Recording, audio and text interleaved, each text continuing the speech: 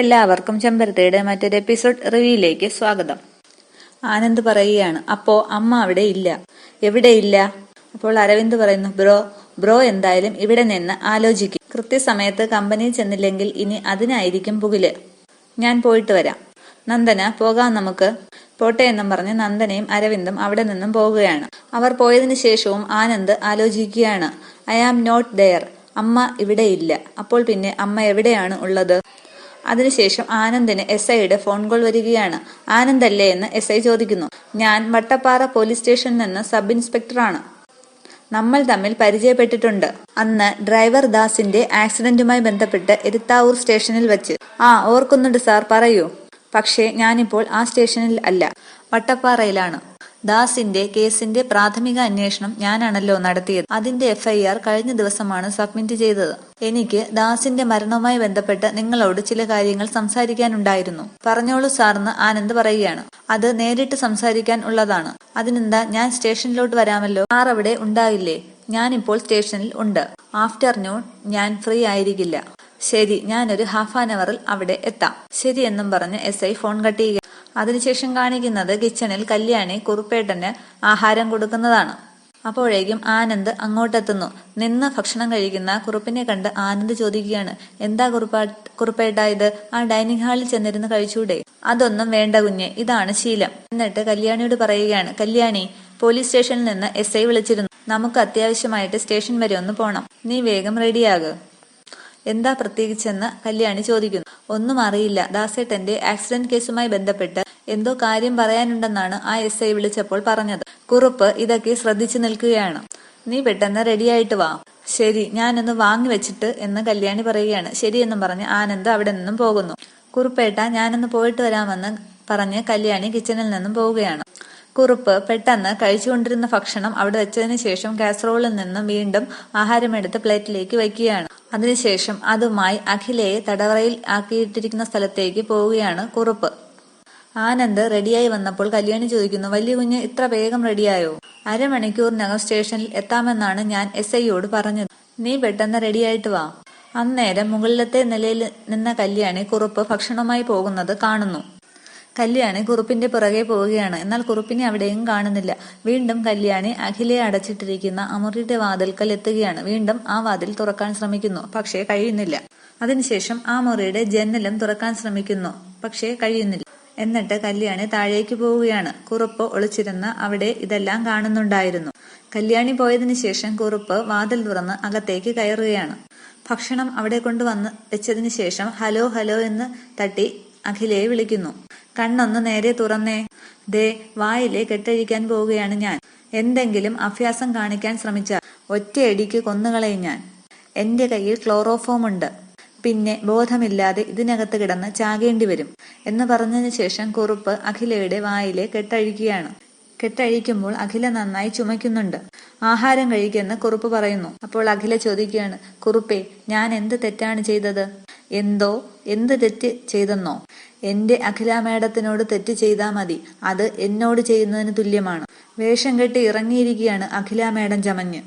അപ്പോൾ അഖില പറയുന്നു, കുറുപ്പേ, കുറുപ്പിനാണ് തെറ്റുപറ്റി. ഞാനാണ് അഖിലാണ്ടേശ്വരി. പിന്നെ ഒരു അഖിലാണ്ടേശ്വരി വന്നിരിക്കുന്നു. എന്റെ അഖില മേഡത്തിനെ കണ്ടാലേ എനിക്കറിഞ്ഞൂടെ? കുറച്ചു മുൻപ് കൂടി ഞാൻ കണ്ടതാണ്. കുറുപ്പേ, തൃച്ചംബരത്ത് അഖിലാണ്ടേശ്വരി ഞാനാന്ന്. എന്റെ കയ്യിലെയും കാലിലെയും ഈ കെട്ടൊന്ന് അഴിച്ചുവിട്. മിണ്ടരുത്. കൂടുതൽ അഭ്യാസം കാണിച്ചാൽ ഒറ്റയടിക്ക് കൊന്നുകളയും ഞാൻ. ഒരു അഖില മേഡം വന്നിരിക്കുന്നു. എന്റെ അഖില മേഡത്തെ ചതിക്കാൻ വേഷം കെട്ടി ഇറങ്ങിയിരിക്കുന്നു. നിങ്ങളെ എന്ത് ചെയ്യണമെന്ന് എനിക്കറിയാം. നിങ്ങൾ ഈ ആഹാരം കഴിക്കുന്നുണ്ടോ? എനിക്ക് വേണ്ട എന്ന് അഖില പറയുകയാണ്. വേണ്ടെങ്കിൽ വേണ്ട. തൃച്ചംബരത്ത് അഖിലാണ്ടേശ്വരിയുടെ ദാനമാണ് ഇപ്പോൾ നിങ്ങളുടെ ജീവൻ. ആഹാരം വേണ്ടെങ്കിൽ വേണ്ട, അവിടെ കിടക്ക് എന്നും പറഞ്ഞ് വീണ്ടും അഖിലയുടെ വാ മൂടിക്കെട്ടുകയാണ് കുറുപ്പ്. അവിടെ കിടന്നോ എന്നും പറഞ്ഞ് കുറുപ്പ് ആഹാരവും എടുത്ത് പുറത്തേക്ക് പോകുന്നു. പിന്നീട് കാണിക്കുന്നത് ആനന്ദും കല്യാണിയും സ്റ്റേഷനിലേക്ക് പോകുന്നതാണ്. കല്യാണി, നീ എന്താണ് ആലോചിക്കുന്നത്? ഏയ്, ഒന്നുമില്ല വലിയ കുഞ്ഞെ. എന്താ കല്യാണി, നിനക്ക് പോലീസ് സ്റ്റേഷനിലേക്ക് വരാൻ ടെൻഷൻ ഉണ്ടോ? ഏയ് ഇല്ല, വലിയ കുഞ്ഞു കൂടെ ഉള്ളപ്പോൾ എനിക്കെന്തിനാണ് ടെൻഷൻ? എന്നാലും ചോദിക്കുകയാണ്, എന്നെയും കൂടി എന്തിനാണ് സ്റ്റേഷനിലേക്ക് വിളിപ്പിച്ചത്? അതാ എനിക്ക് മനസ്സിലാകാത്തത്. എന്താ, നിന്നെ അറസ്റ്റ് ചെയ്യുമോന്നോ മറ്റോ പേടിയുണ്ടോ? അങ്ങനൊരു പേടിയൊന്നും എനിക്കില്ല. അതിന് ഞാൻ കുറ്റമൊന്നും ചെയ്തിട്ടില്ലല്ലോ. ഓ അങ്ങനെ.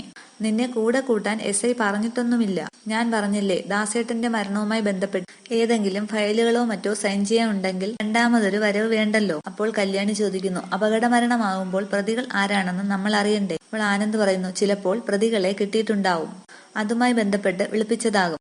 അതിനുശേഷം അവർ സ്റ്റേഷനിൽ SIയുടെ മുന്നിൽ എത്തുകയാണ്. SI പറയുന്നു, രണ്ടുപേരുമുണ്ടല്ലോ, ഇരിക്കുക. SI പറയുകയാണ്, എനിക്ക് ആഫ്റ്റർനൂൺ ഹെഡ്ക്വാർട്ടേഴ്സിൽ ഒരു മീറ്റിംഗ് ഉണ്ട്. അതാ ഇപ്പൊ തന്നെ വരാൻ പറഞ്ഞത്. പോസ്റ്റ്മോർട്ടം റിപ്പോർട്ടിൽ പ്രത്യേകിച്ചൊന്നും ഇല്ല. A clear accident death. Mister Anand ഒന്ന് വരൂ എന്നും പറഞ്ഞ് ആനന്ദിനെ പുറത്തേക്ക് വിളിക്കുകയാണ് SI. അതിനുശേഷം അവർ രണ്ടുപേരും പുറത്തേക്ക് ഇറങ്ങിയാണ്. എന്താ സാറെന്ന് ആനന്ദ് ചോദിക്കുമ്പോൾ SI പറയുന്നു, മിസ്റ്റർ ആനന്ദ്, വൈഫിനെയും കൂട്ടി വരുമെന്ന് ഞാൻ പ്രതീക്ഷിച്ചില്ല. കല്യാണിയുടെ അച്ഛനെ കുറിച്ചുള്ള കാര്യം പറയാനാണ് വിളിപ്പിച്ചതെന്ന് കരുതിയാണ് ഞാൻ കല്യാണിയും കൂട്ടി വന്നത്. വല്ല പേപ്പേഴ്സിലോ ഡോക്യുമെന്റ്സിലോ ഒപ്പിടേണ്ടി വരുമെന്ന് കരുതി. അത് വേണ്ടായിരുന്നു ആനന്ദ്. എന്താ സാർ, എന്താ പ്രശ്നം? അപ്പോൾ SI പറയുന്നു, ഞാനിപ്പോൾ പറയാൻ പോകുന്ന കാര്യം തൽക്കാലം ആനന്ദിന്റെ വൈഫ് അറിയണ്ട. അതൊക്കെ ചില കുടുംബ പ്രശ്നങ്ങൾക്ക് കാരണമാകും. By the by, Akhilandeswari madam ഇടയ്ക്കൊക്കെ കേസന്വേഷണത്തിന്റെ വിവരങ്ങൾ വിളിച്ചു ചോദിക്കുന്നുണ്ടായിരുന്നു. അപ്പോൾ ആനന്ദ് പറയുന്നു, അല്ല, കുടുംബ പ്രശ്നം ഉണ്ടാകുമെന്ന് പറഞ്ഞത് എനിക്ക് മനസ്സിലായില്ല. SI പറയുകയാണ്, ഡ്രൈവർ ദാസിന്റെ ആക്സിഡന്റിൽ അന്നേ എനിക്ക് ചില സംശയങ്ങൾ ഫീൽ ചെയ്തിരുന്നു. ദാസിനെ ഇടിച്ചിട്ടിട്ട് പോയ വാഹനത്തെ കണ്ടെത്താനും കഴിഞ്ഞില്ല. ഇങ്ങനെയൊക്കെയാണെങ്കിലും ഞാൻ ആ കേസിന്റെ പിന്നാലെ തന്നെ ആയിരുന്നു. തൊട്ടടുത്ത ബിൽഡിംഗിൽ നിന്നും CCTV ദൃശ്യം എടുക്കാൻ ശ്രമിച്ചിരുന്നു. പക്ഷേ ആ CCTV കേടായിരുന്നു. ഭാഗ്യത്തിന് അത് ശരിയാക്കി എടുത്തപ്പോൾ ആക്സിഡന്റിന് ശേഷമുള്ള ഡേ വരെ അത് വർക്ക് ചെയ്തിരുന്നു. അതിൽ നിന്നും ചില എവിഡൻസുകളൊക്കെ ഞങ്ങൾക്ക് കിട്ടി. അത് പരിശോധിച്ചപ്പോൾ ഞെട്ടിപ്പിക്കുന്ന ഒരു കാഴ്ച ഞാൻ കണ്ടു.